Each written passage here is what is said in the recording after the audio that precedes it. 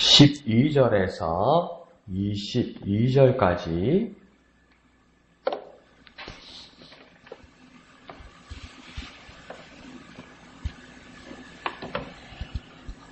1장 12절에서 22절까지 다같이 한 음성으로 읽겠습니다. 시작. 우리가 세상에서 특별히 너희에 대하여 하나님의 거룩함과 진실함으로 행하되 육체의 지혜로 하지 아니하고 하나님의 은혜로 행함은 우리의 양심이 증언하는 바니 이것이 우리의 자랑이라. 오직 너희가 읽고 아는 것 외에 우리가 다른 것을 쓰지 아니하노니 너희가 완전히 알기를 내가 바라는 것은 너희가 우리를 부분적으로 알았으나 우리 주 예수의 날에는 너희가 우리의 자랑이 되고 우리가 너희의 자랑이 되는 그것이라. 내가 이 확신을 가지고 너희로 2번 은혜를 얻기 위하여 먼저 너희에게 이르렀다가 너희를 지나 마게도냐로 갔다가 다시 마게도냐에서 너희에게 가서 너희의 도움으로 유대로 가기를 계획하였으니 이렇게 계획할 때에 어찌 경솔히 하였으리요. 혹 계획하기를 육체를 따라 계획하여 예 하면서 아니라 하는 일이 내게 있겠느냐. 하나님은 미쁘시니라. 우리가 너희에게 한 말은 예 하고 아니라 함이 없노라.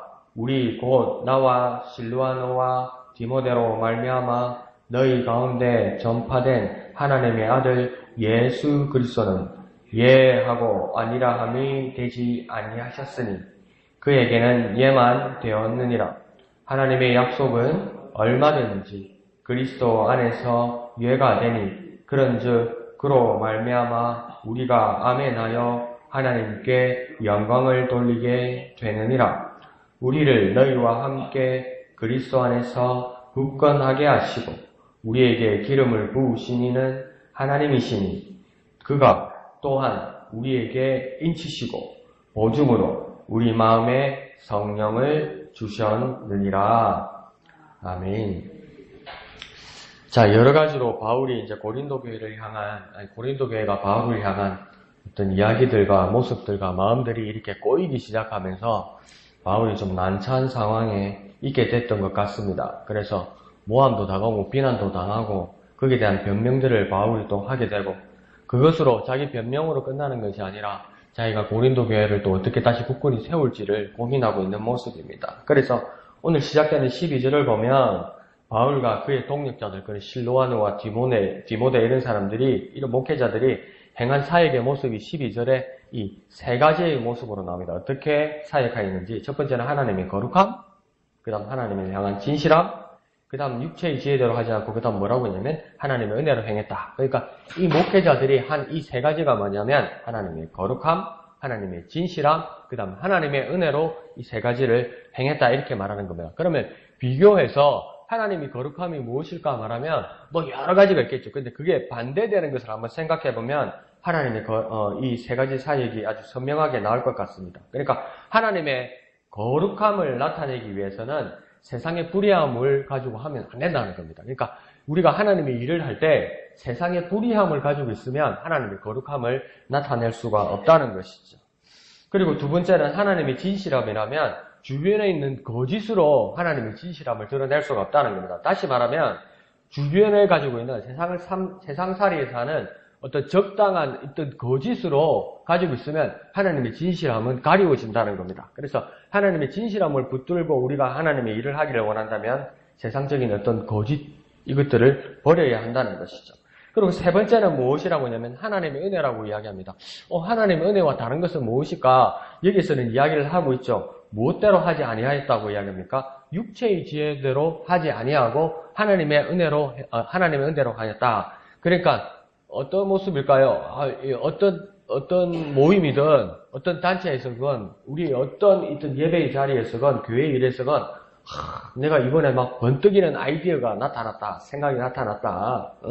이게 참 좋은 기획적인 방법이다. 이럴 때 이게 만약에 육체의 지혜도라면 하나님의 은혜가 가리워진다는 겁니다. 그것도 다시 말하면 어떤 지혜로움과 어떤 지식과 어떤 정보보다도 하나님 일을 하는데 더 중요한 것은 뭐냐면 아주 민첩하고 뭐랄까요, 아주 스마트한, 그거보다도 더 중요한 게 무엇이냐면 하나님의 은혜라는 겁니다. 그러니까 미련해 보이고 부족해 보일지라도 더 중요한 것은 하나님의 은혜라고 이야기하는 거죠. 그리고 이 은혜를 또 다른 무엇과 한번 비교해 보면 좋으냐면, 은혜라는 것이 사실은 이 성경에서 말할 때는 선물이죠. 이게 왜 선물이 되냐면 내가 돈 주고 살 만한 것이 못 된다는 겁니다. 너무 가치가 커서 내가 가진 것으로서. 그래서 하나님께서 하나님의 가진 귀한 것을 거저 주시기 때문에 이걸 선물이라고 이야기한다고요. 그러면 이 선물의 반대가 되는 것은 무엇이겠습니까? 도리어 짐을 지우는 거죠. 내가 감당하기 어려운 것, 내가 힘든 것. 그러니까 나도 감당 못하는 것을 남에게 지워버리는 것. 뭡니까? 이 짐을 지워버리는 것. 이렇게 해버리면 하나님의 은혜로 살아가는 것이 안 된다는 겁니다. 더 쉽게 말하면 괜한 짐을 남에게 지워서는 안 된다는 겁니다. 이렇게 하지 않고 하나님의 은혜대로 하였기 때문에 바울과 그의 사역자들은 뭐라고 이야기하냐면 이렇게 세상과 교회에 아주 떳떳하게 행했다.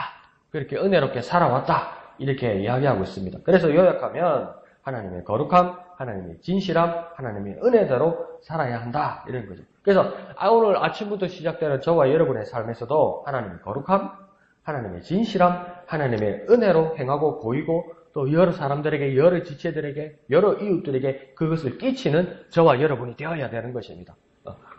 그렇게 살아가는 저와 여러분 됩시다. 자, 그러면서 13절, 14절에서는 또 두 가지가 무엇으로 이렇게 비교하고 있냐면 완전과 부분, 이것을 비교하고 있습니다. 그러니까 완전함과 부분적인 것에 대해서 바울은 비교하고 있습니다. 그래서 13절에 보면 내가 너희에게 말하고 너희 오늘 고린도 교회가 읽고 아는 것, 그것은 완전하다 이렇게 이야기합니다. 이게 뭐냐면 지금 이제 우리 시대에 와서는 성경이 정경화됐지만 좀 이렇게 크게 말하면 이 당시 바울이 고린도 교회와 상대할 때에 이 신약 성경은 아직 완전히 편집해서 완성되지 못했죠. 그 다음 한 300년 후에 완성되는 거라고요. 근데 이 바울이 보내던 이 편지나 이 돌고 있던 이 복음에 대한 문서 이런 것들을 뭡니까? 의심하거나 빼거나 보태는 사람들도 있었고 아주 혼란스러운 상황도 있었다는 겁니다. 그런데 바울은 뭐라고 하냐면 오늘 너희가 읽고 아는 것, 이것이 오늘 우리가 받고 있는 하나님의 말씀, 그 하나님의 계시, 이것은 완전하다 이겁니다.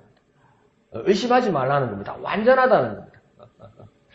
그런데 오늘 그 13절에 보면 다른 것을 쓰고 또 다른 것을 알기를 원하는 자들에게 문제가 생긴다는 겁니다. 우리 생각에는 그죠? 밥그릇에 밥을 이렇게 담아서 이렇게 쫙 깎아서 이렇게 꼭꼭꼭 눈웃어 먹으면 한 그릇이 충분하다는 거죠. 근데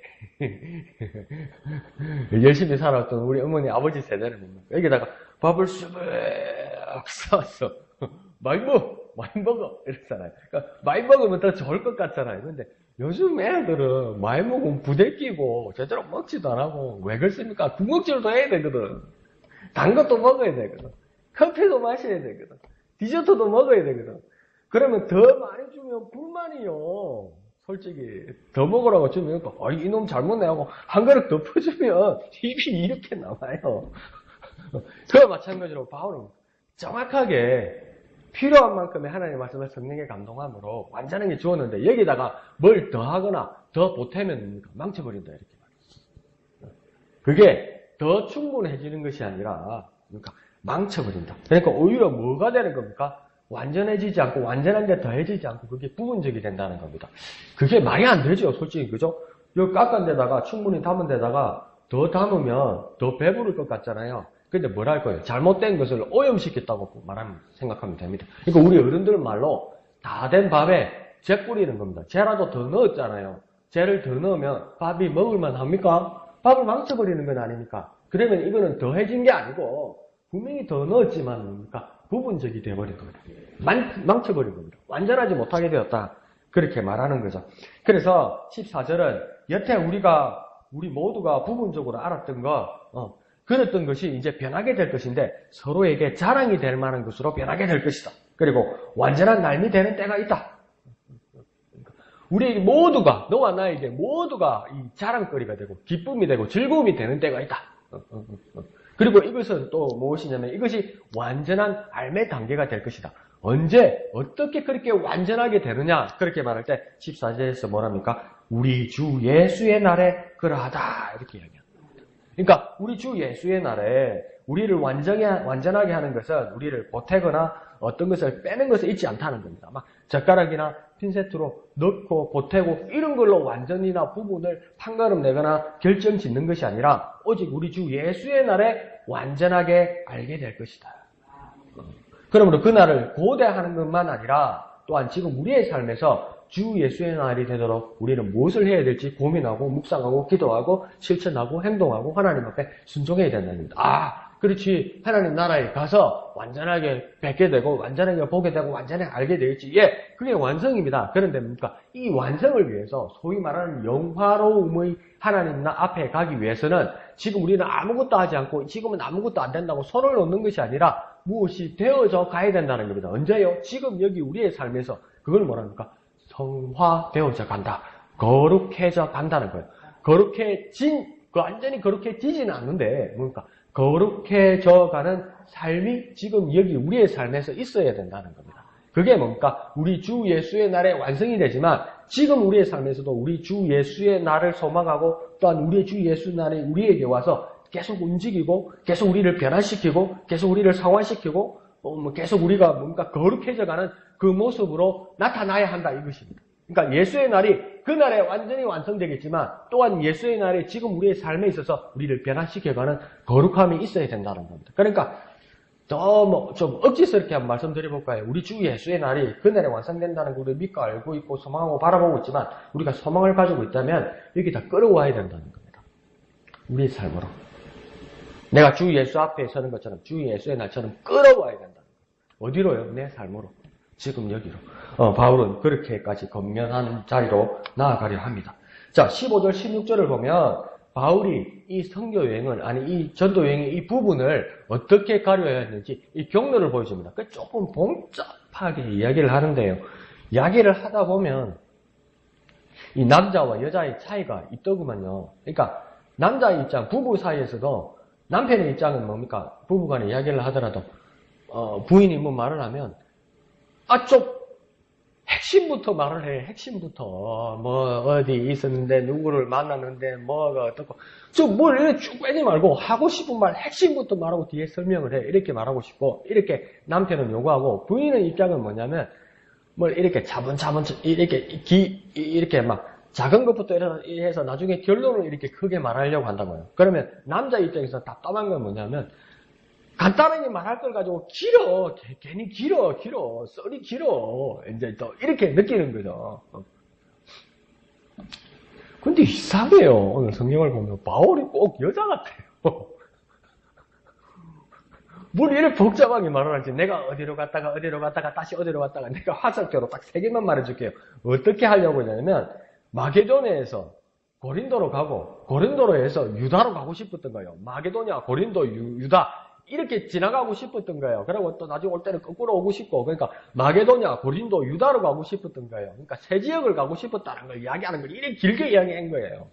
그러니까 남자 입장에서 답답하죠. 여성성이 있는지 바울이. 그러니까 마게도냐, 고린도, 유다 이렇게 가고 싶었던 거예요. 그러니까 내가 가는 길에 두 번째 지역인 고린도 교회로 가서 너희를 만나서 내가 너희들을 건면하고 교정하고 수정하겠다. 처음에는 계획을 이렇게 세웠다는 이야기입니다. 그런데 뭡니까? 계획대로 되지 못했다. 뭡니까? 고린도 지역을 못 가게 됐다 이야기입니다. 그러니까 더 쉽게 말하면 마게도냐, 고린도, 유대를 가려고 그랬는데 계획대로 되지 못하고 고린도를 못 갔다 이야기입니다. 그런데 이것 때문에 고린도 교회 안에서 문제가 생겼다는 겁니다. 17절에 보면 계획대로 되지 못했다. 계획대로 되지 못하다 보니까 고린도 교회 안에서 원망과 구설수도 있었던 것 같습니다. 그런데 이 원망과 구설수가 바울의 귀에까지 들렸다는 겁니다. 나라님 눈앞에 없으면 왜 나라님 욕도 왜 못해요? 하면 하죠. 자기들끼리요. 왜 못해요? 불만 있고 아쉬운 부분이 왜 없겠어요? 해도 돼요. 강 목사가 마음에 안 들고 강 목사에 아쉬운 부분이 있으면 왜 자기들끼리 모여서 왜 말 못해요? 하면 되죠. 근데 문제는 뭐냐면 그게 왜 강 목사의 기회까지 들어오게 하면 안 된다는 거예요. 바울이 자기 기회까지 들어버린 거예요, 이게. 그러니까 얼마나 상처가 됐습니까, 바울이. 이게 어떤 교회입니까? 1년 반 동안 바울이 개척해서 제대로 성장했다고 믿고 앞으로 제대로 성장할 거라고 믿고 맡겨놓았던 교회 아닙니까? 그런데 이 사람들이 개척해서 세워졌던 목사를, 그 선교사를 욕하는 거죠. 그걸 누구의 귀에까지 들어온 겁니까? 당사자 바울의 귀에까지 들린 겁니다. 그러니까 바울이 뭐라고 항변하냐면, 나는 경솔한 적도 없고 육체를 따라 계획한 적도 없고 이렇게 말하고 나서 뒤에 가서 아니라고 거짓을 행한 적도 없다. 이렇게 지금 요약해서 16절까지 그렇게 말합니다. 나는 함부로 행동한 적 없다. 나는 세상적인 방법 따라 계획한 적도 없다. 내가 좋게 그러고 나서 뒤에서 호박씨 깐 적도 거짓을 계획한 적도 전혀 없다. 이렇게 바울이 항변하고 있습니다. 그런데 바울을 싫어하고 바울을 미워하는 사람이면, 그 당시에 그런 사람이면 이 말 자체가 바울이 얼마나 교만하고 얼마나 자신을 과신하는 것인지 의문이 될 수도 있습니다. 와, 당신이 그렇게 잘났어요? 그렇게 말할 수도 있습니다. 어떤 마음에서는, 그죠? 그리고 우리가 3장 입장에서 봐도 바울이 지나치게 너무 자기 자신을 이렇게 확신하는 것 아닐까? 이렇게 좀 불편하게 우리가 볼 수도 있습니다. 그런데 이걸 반대로 한번 생각해 봅시다. 내 자신을, 큐티라는 것은 얼마든지 내 자신을 적용해야 되는 거니까, 바울이 이렇다 저렇다 판단하는 우리에게 아무런 은혜도 안 되고 아무런 영향도 못 미칩니다, 여러분. 저와 여러분 시는 바울이 이게 진실한 것일까? 바울이 착각한 것일까? 바울이 지나치게 자랑하는 것일까? 이거 판단하고 이거 가려내가지고 우리한테 아무런 도움 안 됩니다. 그럼 우리 자신을 적용한다면, 내가 그리스도인으로 살아오면서, 내가 그리스도인으로 삶을 살면서 나의 계획이 경솔하거나 육체를 따르는 세상적인 일을 하거나 좋게 말하고 나서 나중에 뒤에서 거짓 행적을 하는 일들이 쌓여있지 않은지 돌아봐야 된다는 거예요. 내가 그리스도인인데 내가 함부로 행동하거나 내가 주의 일을 한다 하면서 세상적인 방법으로 이 일을 해결해 나가려고 하거나 좋게 웃으면서 해놓고 뒤에서는 다른 결정을 하는 이런 일들이 나에게 있지 않는가. 바울은 그렇지 않았다면, 바울이 그렇게 했든 안 했든 나 그러면 안 된다는 겁니다. 나 그렇게 살면 안 된다는 거예요. 근데 우리가 처음 예수 믿을 때는 순결하게 은혜하게 이렇게 살려고 그랬는데, 살다가 인생의 덕해가, 인생의 어떤 행력들이 쌓이게 되면서 그 쌓인 자리를 열어보니까 그런 게 너무 많더라는 겁니다. 경솔하고 세상적인 방법으로 하고 좋게 놓고 나중에는 딴 걸로 막 만들어서 하고, 이런 것들이 있으면 걷어내야 되고 고쳐야 되고 뽑아내야 되고 주 예수의 날에 완전함에 이르려는 그 모습으로 우리가 변화되어 나가야 된다는 거죠. 바울은 그렇게 항변하고 있습니다. 자, 그리고 17절에서 20절까지를 보면 반복되는 그 한 음절이 있습니다. 계속 반복하는 말이 있어요. 그게 뭐냐면 단 한자입니다. 그게 뭐냐면 예입니다. 나는 예다. 내 주위에 예도 많다. 아니오가 아니고 예다. 이렇게 말합니다. 이걸 다른 말로 하면 뭐겠습니까? 순종한다, 이 말입니다. 나는 순종하는 모습을 보아하고, 그래서 나는 그 모습을 따라 순종하고, 심지어 나보다 더 위대하신 그분도 예라는 순종밖에 없더라. 이렇게. 그러면 고린도 교인 너희들은 어떻게 살 것이냐? 이렇게 물어보는 겁니다. 그리고 나도 그리스도인으로서 어떻게 살 것인가? 이것을 결정해야 되는 것이죠. 그래서 바울은 18절에서 우선 뭐라고 이야기하냐면, 예라는 순종밖에 없다. 내가 한 말들은 예라는 순종밖에 없다. 아니라고 하는 불순종은 없었다. 이럽니다. 최소한 내가 하나님 앞에서 하는 사역에서는 불순종이란 아니오는 없었다. 예라는 순종밖에 없었다. 그러면 내가 왜 예라는 순종밖에 없었냐? 이렇게 말하면서 뭐라고 이야기하냐면, 이는 하나님이 미쁘시기 때문이다. 이렇게 말합니다. 하나님은 믿음직스러운 분이시기 때문이다. 다시 말하면 하나님은 변치 아니하시고 신실하시고 우리가 우리의 믿음을 드리고 더 냉정하게 말하면 우리가 투자하기에 충분하고 마땅한 분이다, 이 말입니다. 우리가 우리의 믿음을 투자하기에 마땅한 분이다, 이 말입니다. 손해 안 나는 분이라는 겁니다. 밑 안 까는 분이라는 겁니다. 어제 주식을 넣었는데 오늘 까먹는 그런 하나님 아니라는 겁니다. 더 완벽하게 붙들어 주시는 그런 하나님은 어떤 하나님이랍니까? 미쁘신 하나님이기 때문에 그 하나님을 향하여 예라는 순종의 삶을 나는 살아왔다. 바울이 그렇게 이야기하는 겁니다. 그리고 또한 19절에서는 또 누구의 순종을 이야기하냐면, 아들로서의 예수님은 아버지 되신 하나님께 예만 있었다. 아들이신 예수 그리스도는 아버지인 하나님께 순종만 있었다. 이렇게 이야기합니다. 이 예로 순종하시는 예수를 나 바울과 우리의 동역자 실루아노와 디모데가 전파한 예수다. 이렇게 이야기하는 거죠. 그러니까 이 순종하시는 예수를 전한 사도들, 이 사도들의 삶은 어떠하겠느냐 이렇게 말하는 겁니다. 이 순종하시는 하나님의 아들 예수 그리스도를 전파한 우리 사도들이 우리의 삶이 과연 어떠해야 하고 내가 여태 어떻게 살아왔겠느냐, 그 예수를 전하는 우리가, 그 입으로 그 예수를 전하는 우리가 우리 삶 동안 그 예수를 닮아서 순종밖에 더 있겠느냐 이렇게 얘기하는 것이죠. 그러니까 지금 몇 개의 순종이 나왔습니까? 바울의 순종, 예수님의 순종, 바울을 포함한 사도들의 순종이 나왔습니다. 그 이유들이 다 있었던 거예요. 순종 안 하면 죽는다. 충성 안 하면 큰일 난다. 집행 당한다. 이런 게 아니었죠. 근데 더 놀라운 건 뭐냐면 20절에 보면 하나님에게 예가 있다고 이야기합니다. 이게 좀 이상하잖아요. 하나님이 아들에게도 교회에게도 예로 순종할 이유는 없지 않습니까? 하나님이 왜 누구한테 순종해야 됩니까? 하나님이 왜 누구한테 복종해야 됩니까? 하나님이 누구한테 못하겠습니까? 하나님보다 누가 높은 자가 있습니까? 그러면 하나님이 예할 필요가 없어요. 하나님이 순종할 필요도 없고 하나님 누구 명령에 복종할 필요도 없어요. 그런데 하나님에게도 오늘 본문은 예가 있다고 이야기합니다. 그러면 하나님은 왜 예라고 하실까요?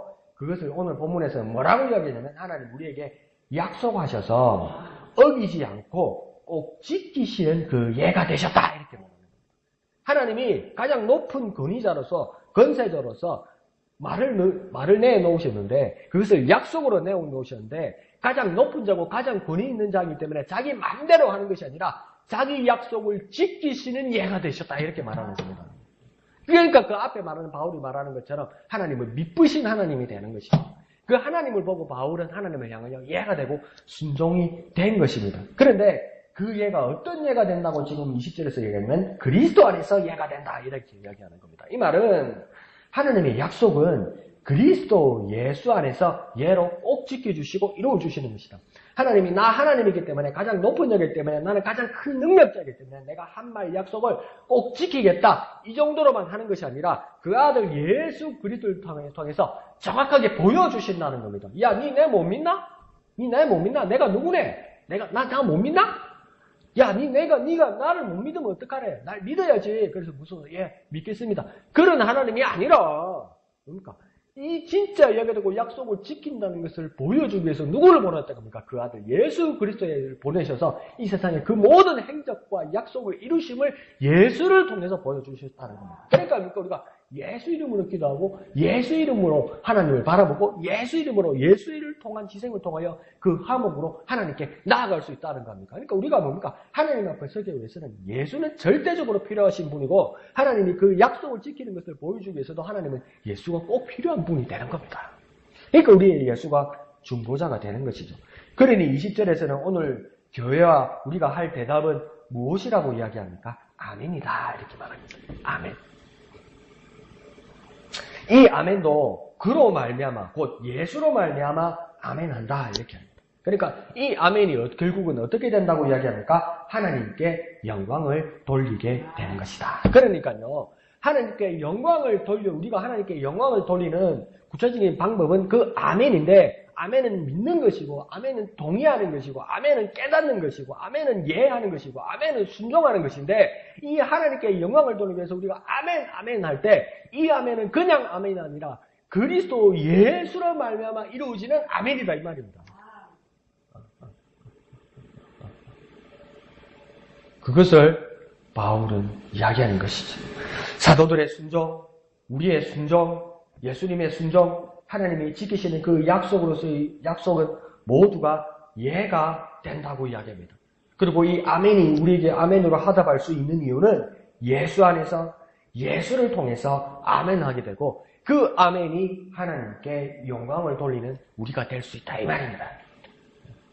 그렇게 예하고 그렇게 아멘하고 그렇게 하나님께 영광 돌리고 그 예수를 통해서 하나님 앞에 영광 돌리는 저와 여러분 되시기를 부탁드립니다. 자, 그러면서 21절은 이 예로 순종하는 우리에게 하나님은 우리를 굳건하게 하신다 이렇게 말합니다. 더 쉽게 말하면 믿음 주시고 흔들리지 않게 하신다 이 말입니다.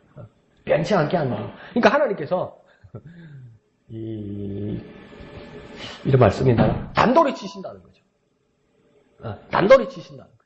단단하게 해주신다는 거예요. 굳건하게 하신다. 믿음으로 흔들리지 않게 하신다. 그 다음 또 뭐합니까? 기름 부으신다 이 말입니다. 기름 부으신다는 말은 뭘까요? 마땅한 자로 여기서 사명 주시고 헌신하고 일하게 하신다. 그러니까 기름 부어주셔서 사명자로 사람들 앞에서 주셔서 중세시대 같으면 칼로 기사자기를 주면서 칼로 어깨에다가 이렇게 올려주고 또 그러니까 요즘 시대로 말하면 대통령이 장군 계급장을 달아주듯이 모든 사람들이 보게 그렇게 사명 주신다는 겁니다. 그 의식을 세워주신다는 겁니다. 그리고 하나님께서 그 일거리를 주신다는 겁니다. 우리에게요? 누구에게요? 우리에게 그렇게 하신다는 것이죠. 그리고 22절은 뭐라고 합니까? 그가 곧 하나님이 인치신다. 인치신다는 말은 뭘까요? 도장 찍는다. 도장을 어느 정도로 찍느냐? 하나님의 문양을 놓고 다른 이들은 감히 손 못 대게 도장 찍는다. 변개하지 못하게 도장 찍는다. 다른 사람은 감히 떼지 못하게 도장 찍는다. 그렇게 말씀하시는 겁니다. 그리고 그러하다는 것을 이렇게 확실하다는 것을 이걸로 끝나는 것이 아니라 보증하신다 이렇게 합니다. 보증하신다는 말은 우리가 잘 알죠?